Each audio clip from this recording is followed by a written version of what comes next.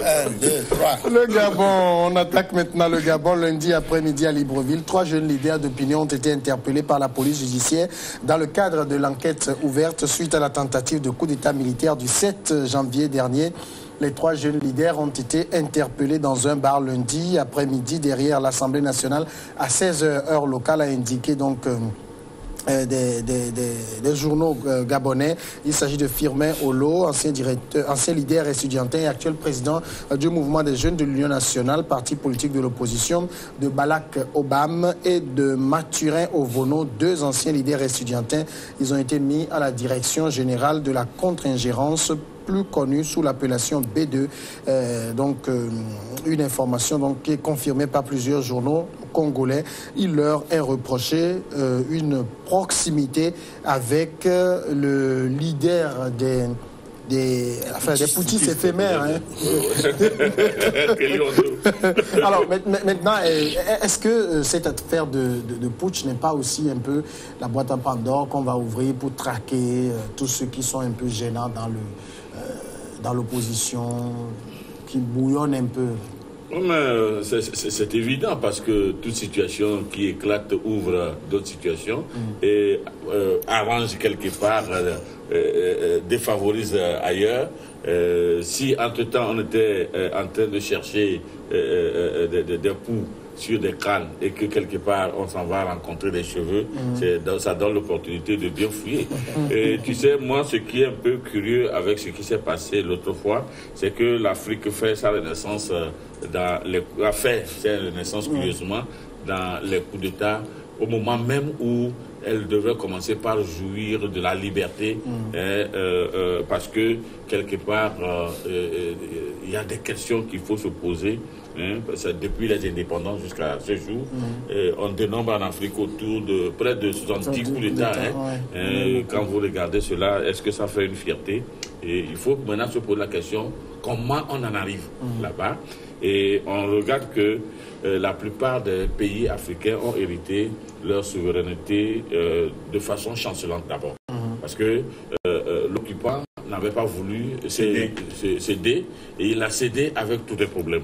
Ensuite, il y a que des multinationales se sont créées pour toujours inféoder les États africains, ce qui fait que ces États sont restés dans une population de pauvreté qui fait la hantise d'un bien-être qu'on n'arrive pas à posséder et qui élève maintenant des jalousies, des critiques acerbes contre ceux qui gèrent le pays, comme si aujourd'hui, avec ce qui se passe à la déclaration de l'Italie, si on peut nous dire que nous ne dépensons que 15% de nos richesses et que le reste est ailleurs, quelque part, vous comprenez que nous tiraillons dans nos pays inutilement parce que le problème n'est pas chez nous, le problème est ailleurs.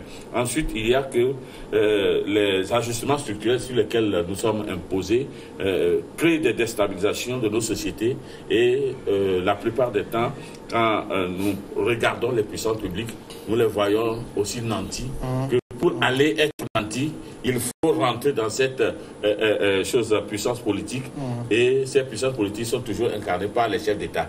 Donc toutes les visions sont focalisées sur les chefs de l'État et qui peut le faire? C'est ceux qui ont la force, parce que pour pouvoir les déstabiliser, une puissance publique, il faut de l'argent, il faut de l'intelligence, il faut de la force. Mais si la force est là, elle arrive, et voilà pourquoi les coups d'État ont toujours été l'apanage des militaires. Et dès que ça vient, et que ça ne réussit pas, ça veut dire que ça expose maintenant ceux qu'on soupçonnait. Était gênant? Ne pas gênant, à envier des places qui sont poursuivis à tort et à travers, et sans justification, parce que il suffit seulement de tirer un petit lien entre le commanditaire et les choses, et puis... Alors, Dominique, on va entrer dans une sorte de dérive, là, au Gabon, avec cette affaire? Non, je ne crois pas. Je crois que il faut quand même être un peu toute proportion gardée, dire qu'il y a quand même un travail un peu sérieux, puisque ces 3 qu'on a interpellés, et on a vu sur la page Facebook ici, je crois, les informations que j'ai eues, on a vu le soutien qu'ils apportaient. Ils ont relayé les vidéos. Ils ont relayé les vidéos, et donc ils étaient... Donc, maintenant, Peut-être ça, c'est un élément. Maintenant, il faut qu'ils puissent avoir la preuve Dominique, qu'ils ça se peut sont être aussi retrouvés. des avis, des opinions, parce que ce que ils nous ont disons, la c'est des situations peut-être qui Oui, c'est pourquoi je dis, maintenant, il reste Oui, mais il reste, qu'on puisse en dehors de trouver ça, des liens. Ça ne suffit Sinon, pas. ça Pour les Parce que je Puisque, vois comment bon, des étudiants en connivence avec un certain chef militaire pour aller lui dire... non, c'est des jeunes aussi, hein, ceux qui ont jeunes, fait... C'est pas des hauts C'est leur âge, gradés, c'est de leur âge, en fait. ils sont de la garde d'honneur, de la garde prétorienne, mais ils sont de la garde d'honneur. Ce coup d'État même, c'est vraiment un truc que je ne comprends pas. Bon, il paraît que c'est le deuxième coup d'État le plus bête de l'histoire. Vraiment. Parce que ce n'est pas possible que vous avez cette possibilité de rentrer dans sur une chaîne de télé et vous faites le coup d'État, c'est pas seulement à la radio ou à la télé. Le coup d'État, c'est beaucoup d'éléments. Donc c'est parce que vous voulez rassembler les... Ils se sont dit que bon, ah ben dis donc... Vous appelez les officiers à venir rapidement. Non, je crois que c'est vraiment un coup d'État. Enfin, même à cette heure-là, Maintenant... qui pouvait les suivre, qui pouvait sur la télévision à cette Alors heure-là. là, non, peut-être c'est à ce moment qu'ils pouvaient se faufiler et rentrer dans le studio et faire leur affaire. Puisque, entre temps, les chaînes de télé sont généralement bien gardées. Il y a des forces de sécurité qui gardent. Donc, sûrement que c'est en ce moment qu'ils ont pu trouver le petit canal pour s'introduire parce qu'ils ne pouvaient pas aller au journal de 20h ou à 13h, c'est pas évident. Ça serait le comble. Donc, je crois qu'ils se sont un peu amusés. Et que quand je vois ceux dont on vient d'arrêter, pratiquement c'est de la même génération, du même âge. Peut-être s'ils rigolaient, ils s'amusaient, ils se disent bon, pourquoi ne pas faire un truc que ça peut créer du buzz et puis bon, ça peut peut-être amener d'autres à se joindre à vous. Mais non. Plutôt, le coup d'État se prépare avec des hommes sérieux, rigoureux, qui sont d'accord. Et sinon, juste attraper une télé et aller bavarder. Avant que vous lui donniez la parole, je me dis que peut-être ça aurait été dans un autre pays, on pouvait interpréter la chose autrement. Vous vous rappelez, quand Jimmy Carter était président, quelqu'un qui voulait qu'on parle de lui, il a balancé un caillou lors d'une audience. Et on avait dit, déjà balance des chaussures. Donc, peut-être que c'est des jeunes qui étaient là et qui voulaient qu'on parle d'eux. Parce que là où j'étais, avec tout ce qu'ils avaient comme... est-ce que ça présageait des dispositions pour faire un coup d'État? Peut-être qu'ils ont fait des déclarations, c'est peut-être on élargit cela. Quand on voit ces trois jeunes, Dominique l'a rappelé, c'est la même génération, peut-être c'est des gens qui sont ensemble, qui prennent la bière ensemble, qui s'amusent ensemble, parce que jusque-là, on ne nous a pas encore dit qu'il y a eu quelqu'un de très sérieux qui a été arrêté en lien avec ce coup d'État. C'est quelques petits jeunes, comprend. C'est-à-dire, il n'y a rien de bien sérieux dans cette affaire. Non, je crois que, peut-être qu'ils se sont dit qu'avec cet événement, cet incident-là, il faut quand même... trouver des boucs émissaires. Il faut quand même arrêter certains pour dire qu'ils sont en train de faire les enquêtes. Sinon, souvent, c'est dans le camp de l'opposition souvent, la plupart des temps, c'est dans le camp de l'opposition qu'on retrouve. Qui vous dit, il y a des fois où c'est...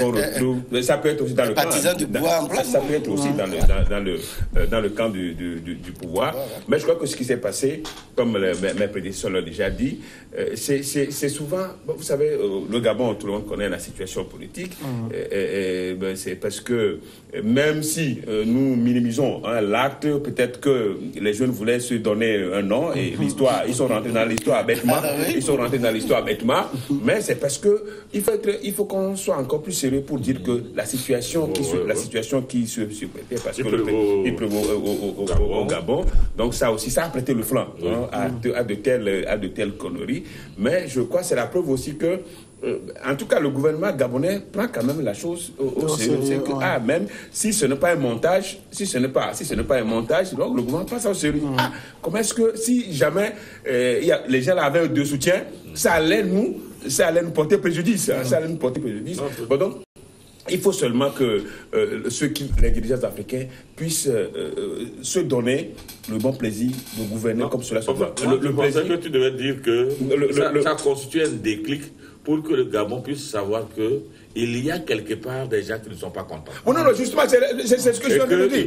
Ils doivent commencer par prendre les dispositions. Et surtout au sein de l'armée. Vous avez écouté quand même le contenu de leur discours. Le contenu de leur discours. Voilà, là, il y a des éléments très importants dans le contenu. Ils ont accusé les hauts gradés. Les hauts gradés qui veulent s'accaparer de la situation parce que le président n'étant pas là. Donc les gens profitent de la situation au détriment des populations. Bon, donc c'est ce qui nous pousse à dire que quand on a le pouvoir, il faut le gérer pour le bien des populations. Et ça, en le faisant, c'est vrai qu'on ne peut pas le faire à 100%. On ne peut pas le faire à 100%. Non, non, bien sûr. Mais il faut créer des conditions pour que les gens s'y retrouvent et que les contestations, il peut en avoir, mais que ça soit quand même, qu'on puisse minimiser, enfin, pas minimiser, mais faire de telle sorte que ces contestations n'emballent pas. Et surtout, ça pouvait apporter quand même...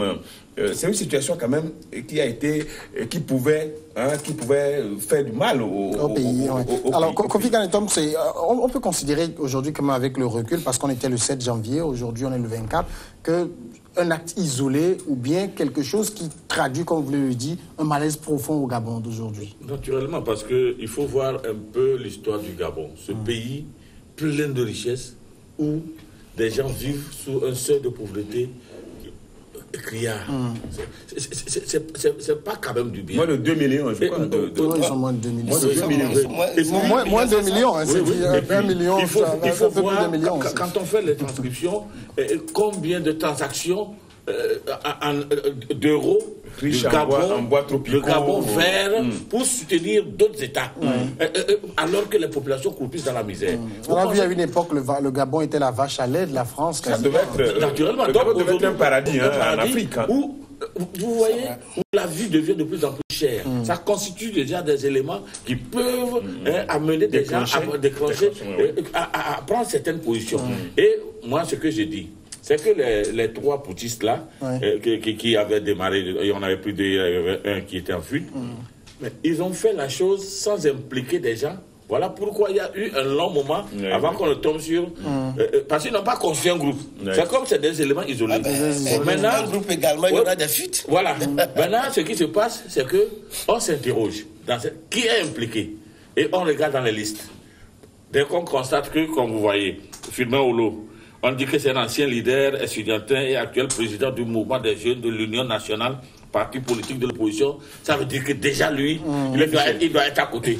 Donc on va regarder dans les dossiers. On a vu quand même sur le page Facebook. Il y a quelques indices. Ce n'est pas imaginé comme ça. Non, ce qui est sûr, c'est que quand des situations comme ça arrivent, n'importe qui se plaît à faire des commentaires. Nous avons vu plusieurs commentaires.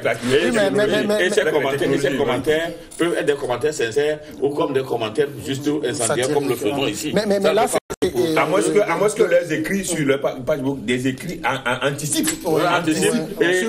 Sur l'événement.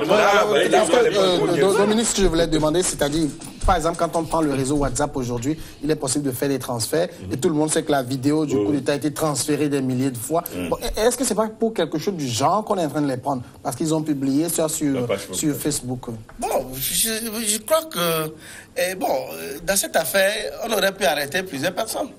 Mais si c'est les trois, sûrement qu'ils ont des indices un peu plus sérieuses qui mènent vers eux. Et soit, on a vu que dans le passé, ils sont toujours ensemble, ils se côtoient à travers leur... Ils sont des camarades. Ils sont dans une logique de contestation de quelque chose qui ne les intéresse pas à un niveau élevé. La contestation, est-ce que vous voyez? Elle est normale, elle est naturelle, puisqu'il y a des partis politiques, les partis qui contestent, par exemple, Jamping a toujours contesté et ne s'est jamais aligné derrière quoi que ce soit. Donc, derrière lui, il y a des partisans également. Donc, quelque part, la contestation, oui, mais c'est que qu'est-ce qui les a poussés à se lever comme ça? Trois personnes, ils se disent, bon, nous, on va aller faire coup d'État à la radio ou à la télé. C'est extraordinaire parce que c'est pas un truc qu'on peut prendre ça à la légère. Il y a des situations c'est que non seulement au sein de l'armée, c'est la preuve qu'au même au sein de l'armée, il y a des mécontents. Il y a des mécontents un peu partout. Mais c'est normal. Est-ce que dans quel mais là, au point de prendre ce risque, de on va marquer la pause et on revient tout de suite après pour le Togo.